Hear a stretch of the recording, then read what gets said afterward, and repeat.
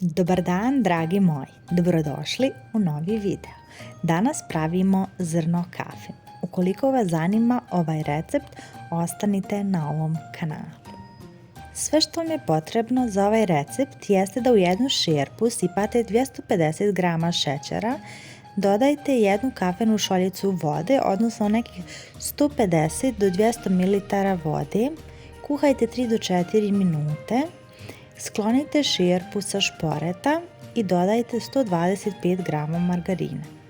Kada se margarin fino istopio, dodajte 100 g mljevenih oraha, 100 g mljevenog keksa, 2 kafene kašičice mljevene kafe i na kraju dodajte 80 g čokolade.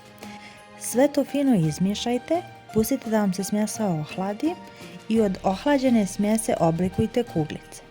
U svaku kuglicu utisnite čačkalicu kao što vidite na videu. Poslije toga svako zrno kafe umačite u rastopljenu čokoladu. Istopite 100 g čokolade sa 2 do 3 superne kašike ulja. Hvala vam što ste pogledali još jedan moj video, nadam se da vam se ovaj recept svidio, isprobajte ga ako želite, a mi se čujemo u nekom narednom videu. Ćao!